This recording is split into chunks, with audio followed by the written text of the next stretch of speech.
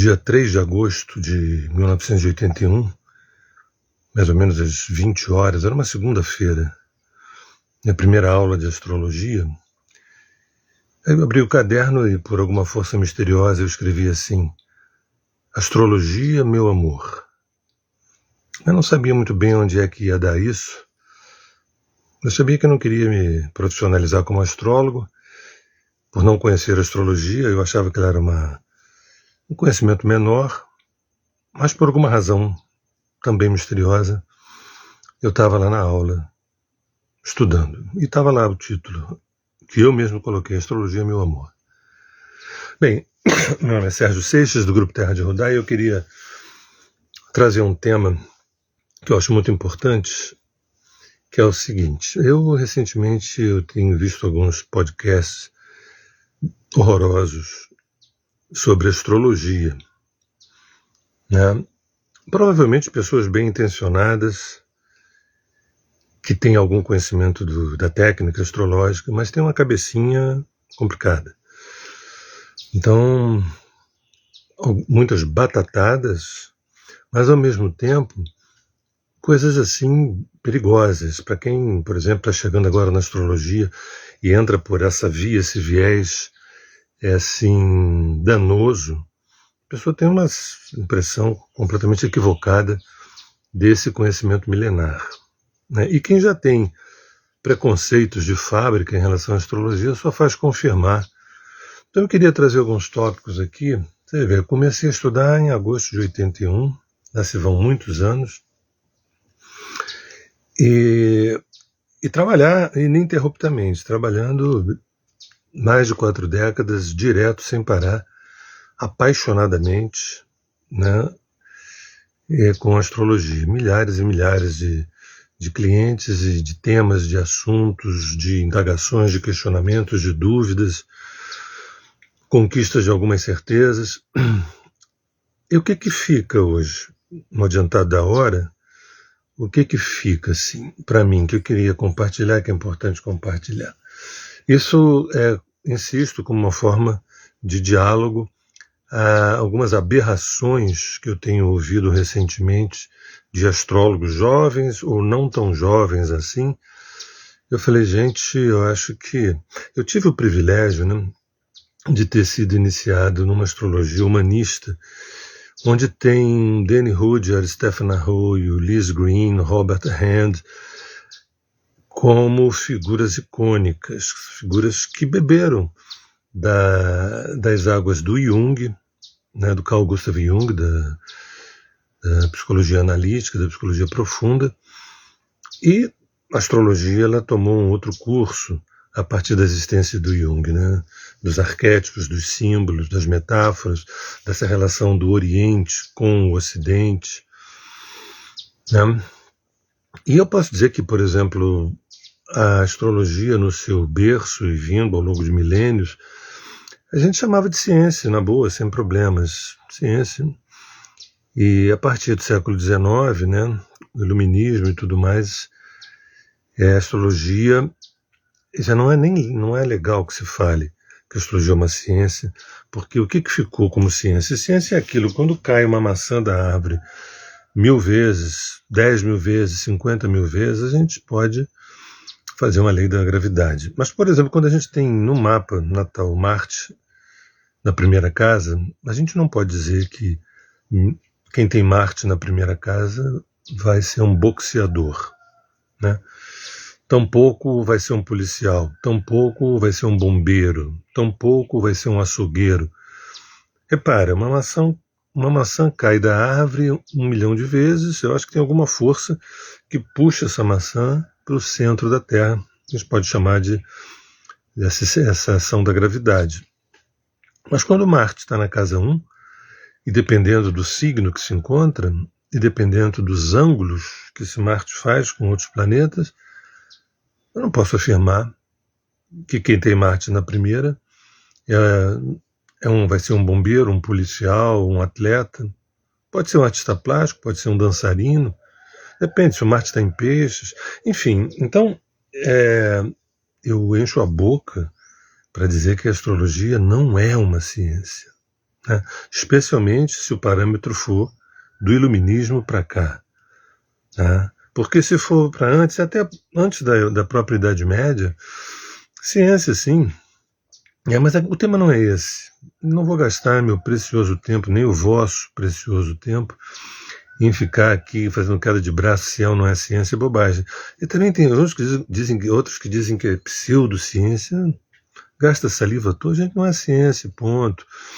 Ou então quer dizer que é uma ciência onírica, uma ciência arquetípica, uma ciência mítica, né, que lida com mitos o tempo inteiro, né? Ok também. Mas esse não é o objeto do meu encontro aqui hoje com vocês. Eu queria, se possível, tentar dar uma resposta para vários astrólogos que têm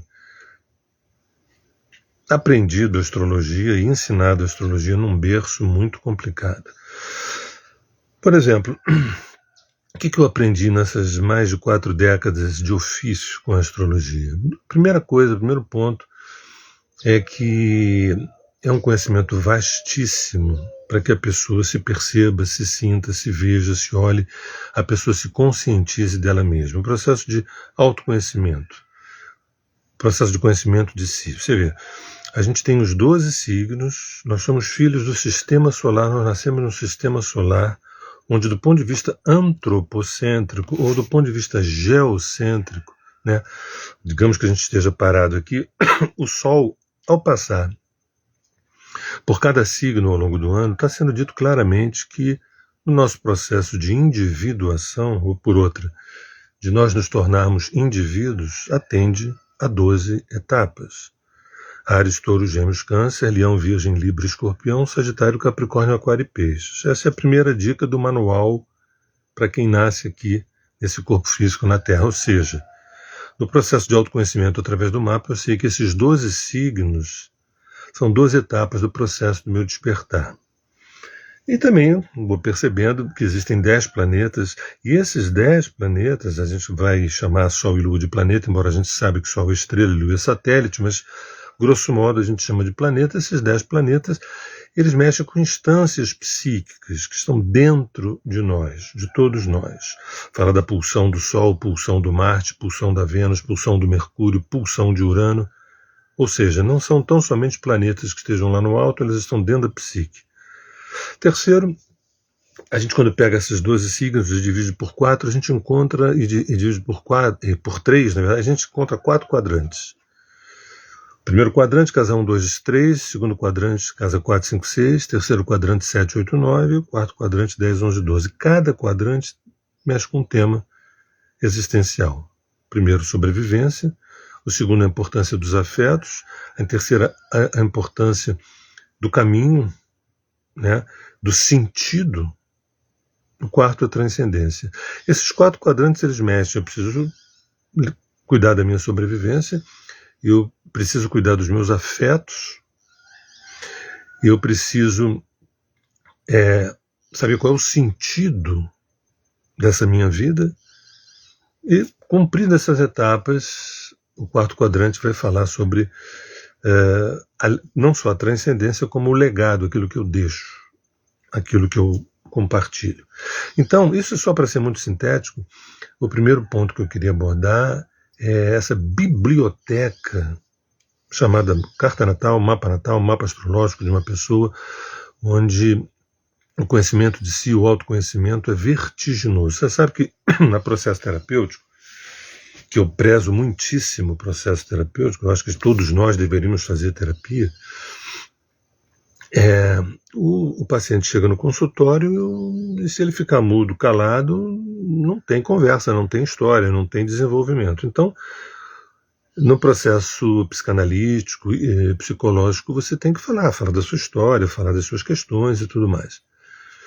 Que conhecimento é esse chamado astrologia, que se você entrar mudo, sair calado, mas você der simplesmente a chave, que é o teu nome, o dia que você nasceu, o mês, o ano, a cidade que você nasceu e o horário do nascimento, o astrólogo pode falar 1 hora, 2, 3, 4, 5, 10 horas a teu respeito.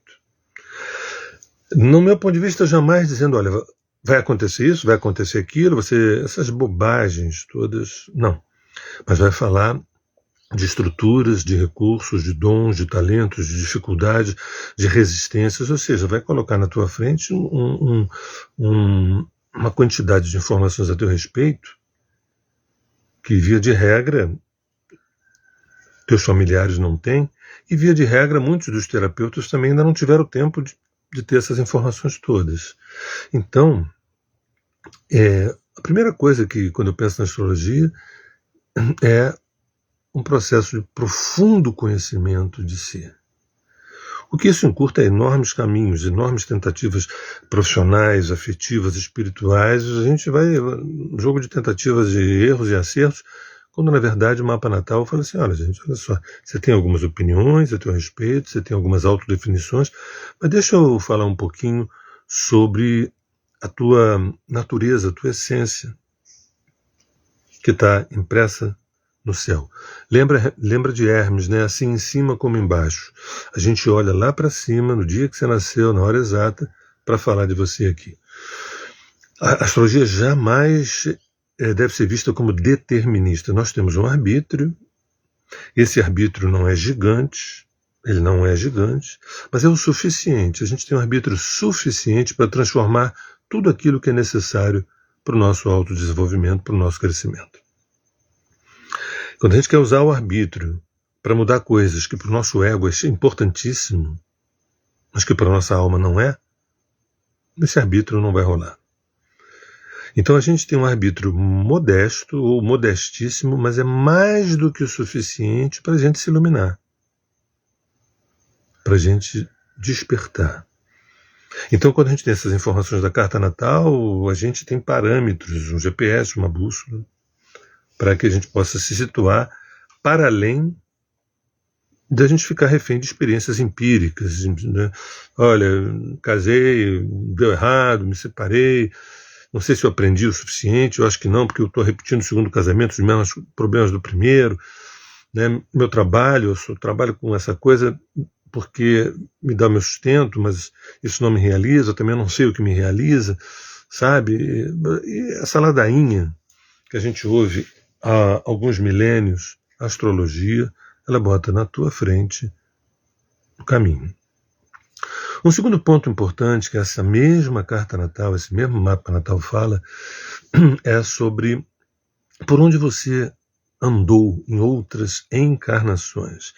É o mapa kármico. Né? Isso não tem nada a ver com curiosidade.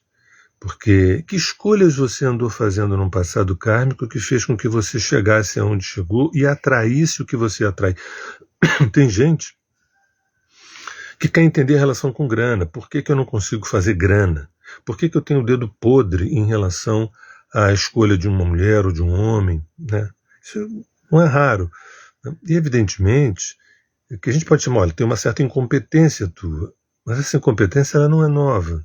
Ela vem de longa data. Então, quando a gente olha para trás, no mapa kármico, a gente encontra a origem de bloqueios, travas, medos, inseguranças e também de coisas fantásticas. Nossa, por que eu nasci, né, com tanta sorte ou proteção? Me sinto muito protegido, tudo que eu fiz deu certo, aconteceu. Pois é, mas a gente tem... nada disso é gratuito, gente. Nada disso a genética sanguínea justifica. A carta natal é a genética da alma, é a genética da psique. Então, quando a gente olha para trás, em vidas passadas, a gente entende muita coisa sobre as coisas que acontecem hoje, as escolhas que eu fiz, as colheitas que eu venho fazendo.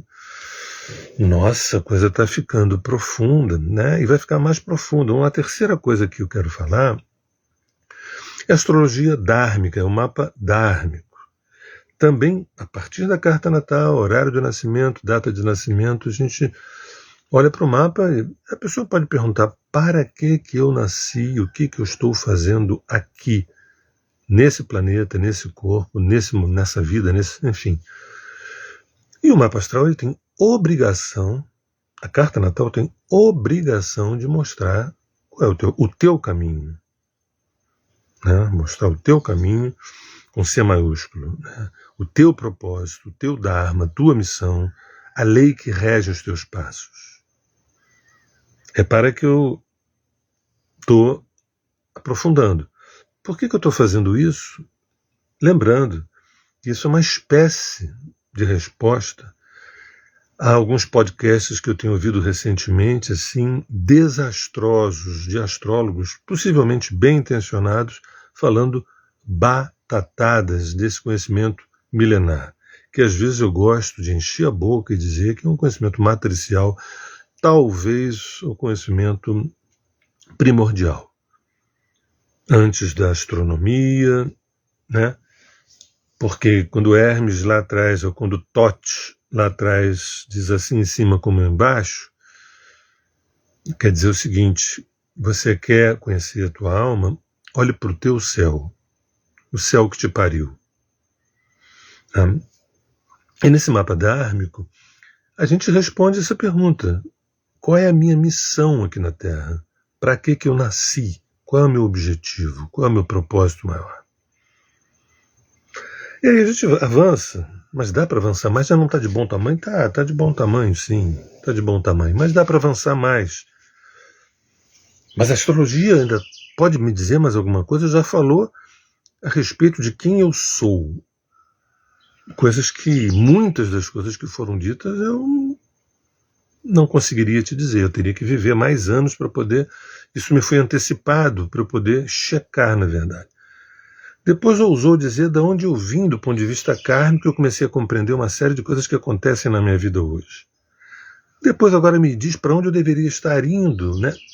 Não no sentido moral, mas no sentido do meu trabalho existencial, da razão pela qual eu fui convocado a estar aqui, ou seja, a minha missão, meu propósito. Gente, já está de bom tamanho. Não, mas tem mais. Tem mais. E tudo que eu falar aqui não chega a 5%, não chega a 5%.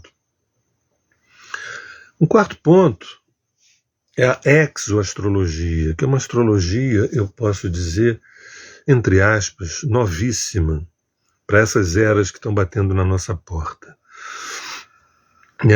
A ciência afirmou durante anos e anos e anos e anos que a gente tem 96% de DNA lixo, e de poucas décadas para cá, e agora recentemente com o advento da internet, das redes sociais e tudo mais, tem vindo à tona muitos conhecimentos que outrora eram herméticos, e muitos deles conhecimentos sérios. Me interessa o que está na internet como conhecimento sério, que dá para a gente filtrar, não tem só bobagem, não. Às vezes a pessoa deprecia a internet porque fica vendo besteirada. Tá? Mas eu não tenho tempo para besteirada. Então a minha internet, a internet que eu uso, é de altíssimo nível. Então, os livros, né, e esse material colocado na internet vai revelando que está batendo na porta, e os trânsitos astrológicos mostram, né, essa pulsão aquariana cada vez mais próxima, cada vez mais intensa, que a nossa relação com os exoseres, ou por outra com os extraterrestres, é uma relação de longuíssima data. Né? E que essa relação não só acontece no nível exterior, externo, né? Não só acontece no nível do céu, como no nível da terra, como no nível intraterreno, mas principalmente no nível psíquico. Então essa exoastrologia, que é o quarto ponto que eu me refiro, dessa astrologia profunda, ela procura perscrutar no mapa natal que possíveis raças estelares fazem parte do meu DNA. Que possíveis raças estelares fazem parte da minha genética anímica, da genética da minha alma. E mais uma vez, assim como eu falei de vidas passadas, mas isso é o que é? Isso é uma curiosidade? Não é uma curiosidade. Quando a gente acaba sabendo a qualidade dos 12 arquétipos, são os 12 signos astrológicos que nos exigem essa saga das 12 etapas, os 12 trabalhos de Hércules que somos nós, esse manual entregue de bandeja no processo de autorrealização, de autorrealização, de de individuação, de iluminação e despertar, é o estado búdico, a exoastrologia também, porque quando revela em termos arquetípicos as raças estelares, a níveis hipoteticamente de percentuais que moram na minha genética hoje, já vai dizer também de onde eu estou vindo, para onde eu deveria estar indo, quem eu sou, e explica muito do meu comportamento, da escolha da minha família, de pai, mãe, meus avós, bisavós, tataravós, de toda uma linhagem. Repara o tamanho, a estatura desse GPS. E também, um quinto ponto, quem sabe eu possa parar por aí, que a gente chama aqui de momento instante criador, né? Instante criador, que na verdade são os trânsitos, progressão, direção simbólica, revolução solar, que momento é esse que eu estou vivendo? Que momento é esse? Primeiro semestre, segundo semestre, dezembro, fevereiro, outubro, março, como tendências. Sempre lembrando que a astrologia não determina coisa nenhuma. A astrologia ela inclina, assim como uma estação do ano inclina, mas não determina que o inverno vai ser gélido. Uma coisa a gente sabe, que o inverno não vai ser quente como o verão. Pode ser muito frio, menos frio, pode ser moderado. Assim, a astrologia ela inclina, mas não determina nada. A gente tem um arbítrio modesto, mas o suficiente para a gente se iluminar. O nosso arbítrio é suficiente para a gente fazer escolhas que nos levem à ascensão. Então, quando a gente vai no instante criador, que são os trânsitos, progressões, revolução solar, que é interessante que antes da pandemia era um trabalho muito solicitado.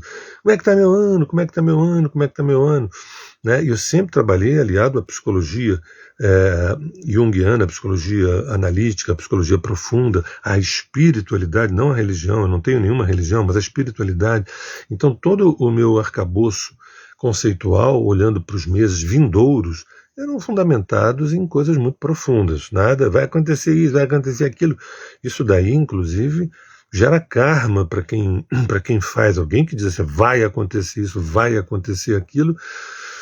Você está não só competindo com Deus, mas você está induzindo uma coisa que ninguém sabe o que vai acontecer. Você pode falar de tendências.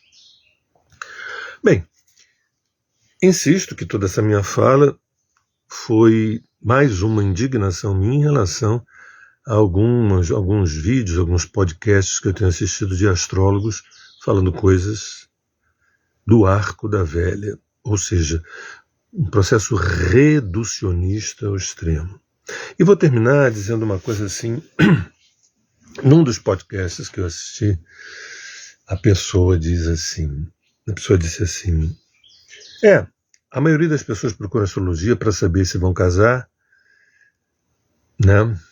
E buscar namorado ou namorada, mas a pessoa falou buscar namorado, casar, se encontrar, não sei o que, tá. E aí ficou num tema, que é o tema de que muitas mulheres, essa não é a minha experiência, então não atraio esse tipo de perfil, mas a astróloga, nesse podcast que eu vi recentemente, um deles, né?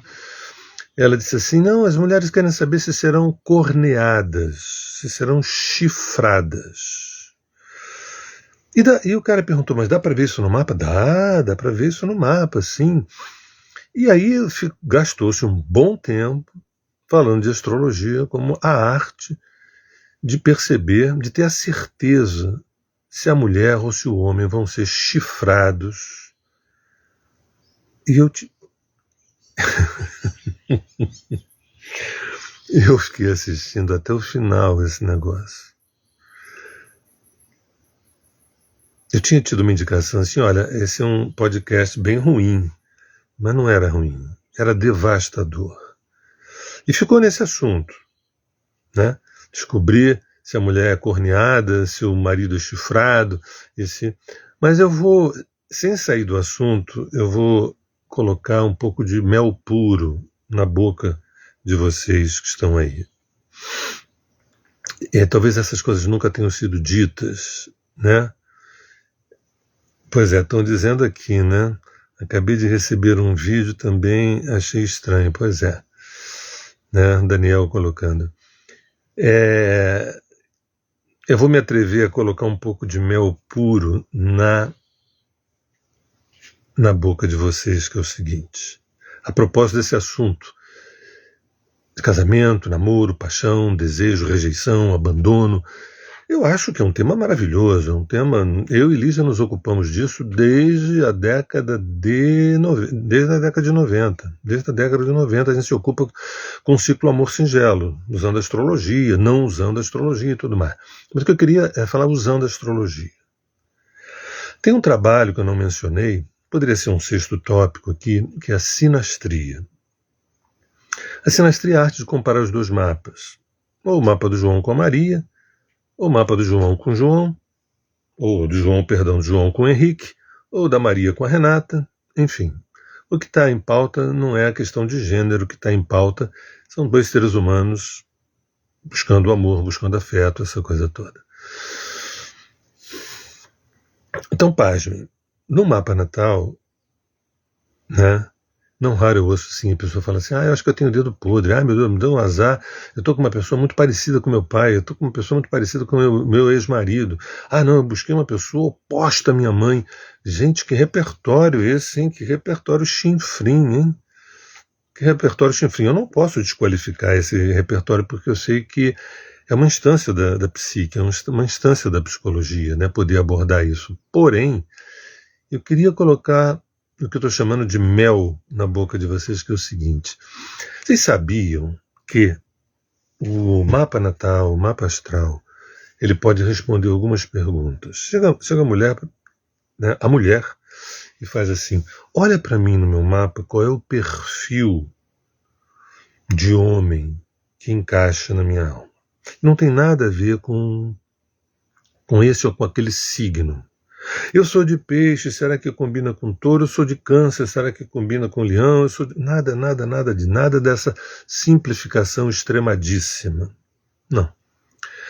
Se a gente olha o mapa da mulher e vê a posição do Marte, em que signo ele se encontra, em que casa ele se encontra, e derivando isso, a posição do Sol, a posição do Júpiter, em alguns casos, a posição do Saturno. Quando a gente olha para a casa 5 e a casa 7, a gente tem uma costura muito, eu diria, exata, ainda que simbólica, ainda que arquetípica, mas muito exata sobre o perfil do homem ou do masculino que essa mulher ou que essa alma feminina atrai.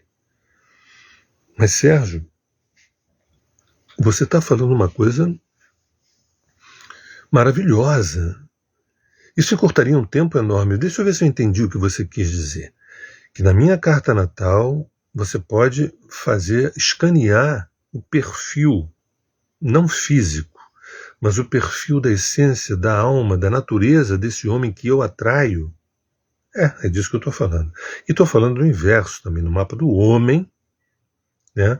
Ali tem, onde é que está a posição da Vênus? Em que casa está a Vênus do homem? Em que signo se encontra a Vênus? E aí entra o Marte também, uma questão da sexualidade. Aí entra a Lua, muito importante, né, o tema dos vínculos, né, não só da figura da mãe, mas da figura também dessa mulher que pode gerar filhos. Gente, mas espera aí. Você está dizendo que no mapa de um homem você pode olhar e perceber as digitais desse feminino que ele busca, quem sabe, alguns séculos? É isso que eu estou falando. Peraí. Só para a gente terminar esse assunto, a carta natal, parece que esse sexto tópico é o mais interessante de todos, né? Que é essa coisa do amor. Eu acho que o amor é o início, meio e fim. O amor é o início, meio e fim. A gente pode mascarar essa palavra amor com tantas outras, mas na verdade a razão pela qual a gente está aqui é reaprender a amar. Então eu não posso desqualificar alguém que, ainda que em nome da carência, busque uma relação. Buscar uma relação, buscar um afeto, buscar um amor é tudo de bom. Mas quando a gente deixa que a nossa carência tome frente nisso, complicado. Mas quando a gente vai com a consciência... Falar isso é bonito, né? Ir com a consciência é lindo, mas eu preciso de ajuda, né? Pois é. E não é que você só tem a astrologia como ajuda, não. Todos os processos psicoterápicos maravilhosos que podem te ajudar.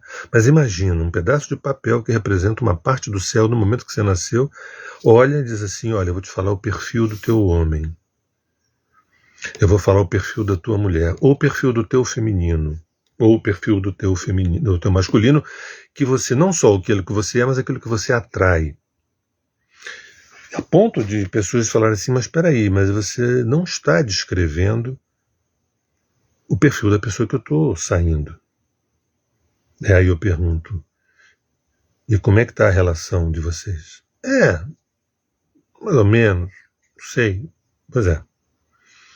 Aí alguém pode pensar assim, não, mas peraí, então deixa eu ver se eu estou entendendo também. Quer dizer que se você descrever no mapa, posição de Marte, Vênus, casa 5, casa 7, o ascendente, né, tendências sexuais, afetivas, amorosas, e eu disse assim, puxa, eu estou com essa pessoa que se encaixa 100% na tua descrição. Então, posso ficar tranquilo, ou tranquila, que nadar de braçada. Sabe que não. Mesmo assim ainda não. Nesse momento, quando o perfil, não só do ego, da aparência, mas do perfil anímico, o perfil da alma, da essência dessa pessoa encaixa muito bem encaixado no que a carta natal fala, ainda assim, a gente pode estragar muita coisa. Quando a gente não tem maturidade, a gente não tem consciência. Não raro, pessoas... Sabe aquela expressão, eu era feliz e não sabia? Não raro, pessoas acabam esbarrando em pessoas muito interessantes, mas não conseguem sustentar a relação. E a culpa, evidentemente, que não é da astrologia, nem da sinastria, nem do astrólogo. E sim, eu não tenho competência para lidar com essa intimidade. Eu não tenho competência para lidar com essa intimidade. Então, vamos trabalhar. Vamos trabalhar. Sérgio, você abriu um relativismo muito grande. Eu poderia brincar e dizer que eu trabalho com um relativismo absoluto, ou um absoluto relativo. Por que é isso? Por que absoluto? Porque, olha, o conhecimento da astrologia, me desculpa, eu estou nessa brincadeira há mais de 40 anos, há 42 anos. É um GPS, é uma bússola, é uma diretriz, é uma gestão, né? E focando na pessoa, não focando em leis, não focando em generalizações, não. Muitas pessoas são mal educadas astrologicamente, porque quando vão para o zodíaco de jornal, aquilo é uma generalização, porque Áries é agressivo, impulsivo, Touro é apegado, Gêmeos é disperso. Tem sempre algumas verdades nisso, mas quando a gente se baseia nessa história, é roubada. É roubada. Então, agora, mesmo que eu tenha uma certeza de 100% na potência prática da astrologia, na potência funcional da astrologia, não determinista, dizer, você vai morrer em tal data, você vai casar em tal dia, vai ter um filho assim assado. Essa bobagem, não precisa isso, isso é besteira, isso é bobagem, isso não acrescenta em nada. O objetivo nosso é nós despertarmos o Buda que há dentro da gente, é só isso. Buda não é o Siddhartha Gautama, não. Buda, é o iluminado, é o desperto. O objetivo teu e o meu é despertarmos esse Buda. Se a astrologia não se presta para isso, joga ela fora. Se a astrologia não se presta para ser uma referência para você encontrar esse Buda, não estou dizendo que seja tranquilo, que seja fácil. Isso talvez demande 1 ou 2 ou 3 ou mais encarnações, mas sem essa GPS vai demorar muito mais. Eu preciso errar muito mais e ter a luz de poder ordenhar meus erros. Ordenhar meus erros para eu poder tirar o leite e aprender e crescer. E a astrologia, ela entrega de bandeja. A astrologia não te dá as experiências. A astrologia não te dá a consciência, ela te dá as informações necessárias para você para você poder ligar as pontas. É uma gestão. É uma gestão. É com PH, né, Daniel? É com PH. Pois é. Então é isso que eu queria dizer para vocês, que às vezes eu sou um ser indignado, entendeu? Então, quando eu ouvi alguns podcasts recentemente, eu falei, ai meu Deus, eu vou ter que me pronunciar, ainda que para poucas pessoas, né? Porque esses podcasts, eles são para 200 mil pessoas, 300, 400 mil pessoas.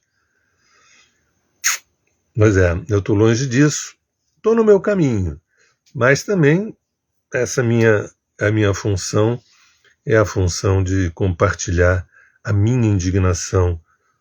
Espero que seja uma indignação lúcida.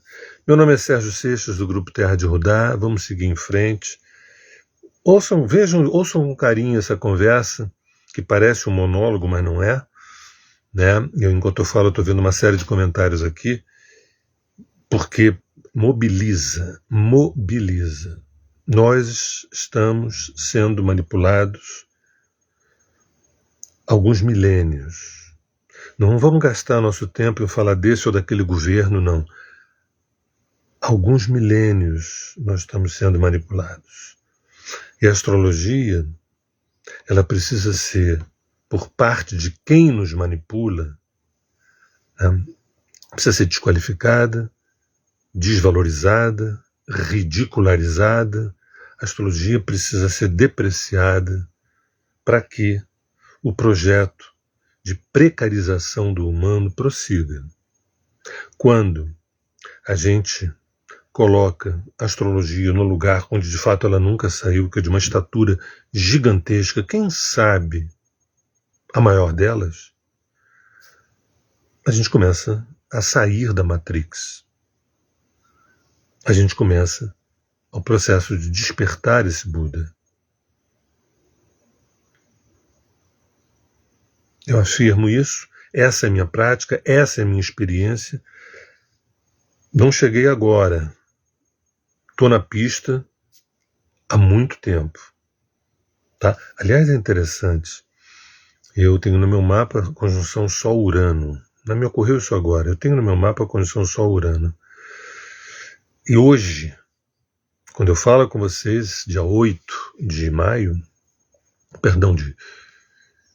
hoje é dia 7, né? Dia 7 de maio, o Sol está em conjunção com Urano. E amanhã, dia 8, é grau exato. Sol conjunção Urano. Sim, e daí o que isso significa? O estado búdico, o estado de despertar, o estado de consciência, o estado de transcendência, o estado de iluminação. Que essas minhas palavras sejam, quem sabe, abençoadas pelos céus, para que toquem não só o coração, mas a consciência de cada um, para a gente tomar nas rédeas o nosso Dharma, o nosso propósito, o nosso caminho, se valendo desses conhecimentos matriciais. Quem sou eu, da onde eu vim, para onde eu deveria estar indo, que momento é esse que eu estou vivendo, e as minhas relações, como é que eu posso afinar o meu olhar em relação ao meu feminino, ao meu masculino. Gente, um beijo no coração, estamos juntos, obrigado pela participação, eu vi que bastante gente entrou aí, tá bom? A gente volta em breve. Obrigado.